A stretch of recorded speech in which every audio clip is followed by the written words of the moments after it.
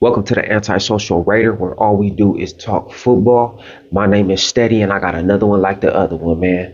The Indiana Hoosiers finally had their pro day, and the Las Vegas Raiders went there hella deep, man. They was probably like 6, 7, 8 deep. You know what I mean? Of course, Spytek was there. Klint Kubiak, of course.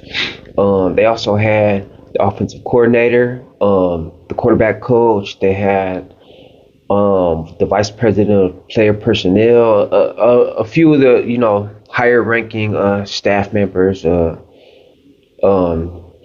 from the scouting department. I forgot who it was, but Yurgon or something, Brandon Yurgon. But I do think that they went there for a couple guys. It would just be stupid not to look at everybody, right? They got some pretty good players, you know what I mean? And like everybody says, if Fernando is already learning the playbook, then why would they go there to watch him if he's already a lock? But he had a great day. I believe it was a total of 56 passes, and if I'm not mistaken, he completed 53. So 53 for 56.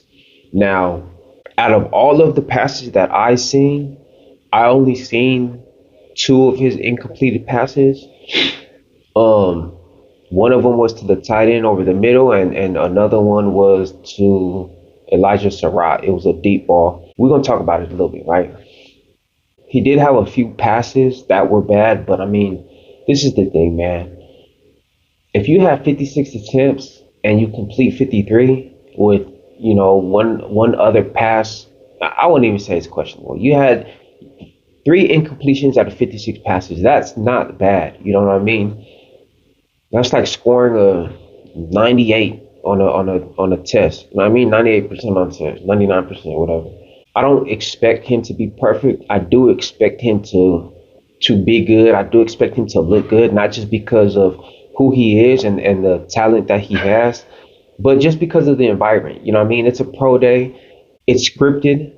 So it's like, he knows what he has to do. Everybody knows what they have to do, right? But I want to get into a few that every, what was it, three incompletions? I'd say 50, yeah, all 53 of his passes that were completed were, bro, they're like perfect, perfect, perfect, right on the dot, right? Now, there was one that could be mistaken as a bad throw, and it was an underthrow, right? Now, I forgot who it was to. I believe it was to a running back. I think it was Roman Hemby on the right side coming out of the backfield. And the running backs ran great routes, man. We're going to talk about it, though. Some people made it seem like, oh, he underthrew this, he underthrew that. The underthrow that I seen to Roman Hemby, it's not something that I look at as a true underthrow, like a bad throw. That underthrow specifically, I compare it to a back shoulder. If you have a receiver, running a route down the sideline, right, and the defender keeps leverage up top, so for a quarterback, if you're gonna focus on ball placement to put it in a place where the pass catcher can get it and the defender cannot, you're gonna underthrow, right? And not every sort of underthrow is a back shoulder, right? There's so many different ways to place the ball, right? And that's one of them, right? Everybody knows him for the back shoulder. We all know he can do it, right? But by doing that, it just shows a different knowledge of, I'm not just a back shoulder guy. I could place it here, I could place it there, inside, outside, up high, down low. It really doesn't matter. So that pass specifically, I don't look at it as a bad pass. You know what I mean? And Roman Hemby did catch that. So it was part of one of his completed catches. So that one, I don't, although some people are going to look at it like, he was an underthrow. Nah, it was an underthrow, but it was more of a calculated underthrow. It was more of an accurate underthrow. That's my opinion on that specific throw. Now, like I said, he had three incompletions, right? I only seen two of them personally. So I'm only going to speak on those two. Now, one of them was to the tight end running an in-breaking route. That throw, it was a little bit high, but it wasn't like too high to where it's like that's a bad pass. You know what I mean? Put on the film and you can see like the throws that he makes.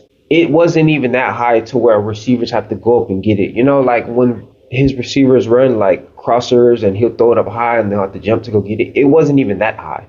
You know what I mean? The tight end reached up without like really leaving the ground and he still was able to touch the ball. I don't think that the tight end was expecting for it to be high. And I think that Mendoza kind of wanted him to go up and get it. Maybe if he would have gave him enough time to realize that it was going to be a sort of high throw to where he can adjust his feet and then, spring himself up to go get it. I just think that, the pass was not bad by any means. I just think that the tight end wasn't expecting for it to be that high because every other throw was damn near perfect, right? So that was one incompletion. Now, the next incompletion, that was a bad throw, right? I'm gonna keep it G with you. He overthrew Elijah Surratt on it was a go route, or no, it was a stop and go. On the left side, right? Elijah Surratt ran a stop and go, and it was a great route by Surratt as well too. So boom, down the field, man, and it was just a classic overthrow. If that was a game setting and he dove for the ball, he would have caught it. But out of all the catches, like I said, I didn't see the other incompletion, so I don't know what that looks like. But that throw specifically to Elijah Surratt was the only one that was I would consider a bad throw. It was. Let's just be honest. You know what I mean? But you can't expect somebody to be perfect. You know what I mean? I don't ever expect somebody to be perfect. So with that in consideration, he had a great pro day, as expected. I wasn't expecting anything other than a great pro day, man. Now, something else I wanted to touch on, man, the route running of the running backs, bro. That was a pleasant surprise, man. Roman Hemby and Kalen Black, however you pronounce it, they can really run routes, bro. Like, they can line up at receiver or they can run routes out of the backfield, man. To me, that was the most surprising. It wasn't most surprising. I wouldn't say it's most surprising. I guess I just forgot that they had that capability, but they really ran routes like chop feet, boom, get out of the break. Like, bro, I'm like, whoa, what the like? Everything was nice, everything was crisp, footwork, boom, going into the break, drop hips, boom, explode out. Everything was clean. The passes, man, and they have good hands. You know what I mean? That's the thing. I didn't see. I don't. Yeah, they didn't drop any passes. You know what I mean? And some of them ran deep routes. I like what I've seen from them, man. Hopefully, no matter what happens in free agency, hopefully we could come out of the draft with a running back, and if we could land either Hemby or Black, that would be ideal, man. I think that their stock rose in this pro day. Just seeing them catch the ball, seeing them run routes. We already know they can run the ball, do all that, vision, all that, man. Another thing from this pro day, D'Angelo Pons, man. D'Angelo Pons ran his 40-yard dash at this pro day, and he ended up recording 4.31. 4.31 40-yard dash by a 5'9" cornerback. I think that right there put him in the second round conversation. If you didn't have Pons as a second rounder, I think that put him in there right there. Sometimes you just can't ignore the skill set of a player. Sometimes you just can't ignore the talent of a player. You just got to accept it for what it is. He is who he is. His height is what his height is. But if you're going to consider his height, you got to consider everything else that's included, right? Everything else. A 4.31 40 for D'Angelo Pons, man, that was huge. Stock rose. running back stock rolls. Fernando Mendoza, great day at the pro day, man. Yeah, that's pretty much it, man. That's pretty much all I wanted to talk about today. Just wanted to try to make it a quick one, man, and try to stay consistent with these videos, man. But I hope you all enjoyed it. Please drop a comment. Let me know how you feel, man. Let me know what you think. That's gonna do it for this one. I hope you enjoyed the video.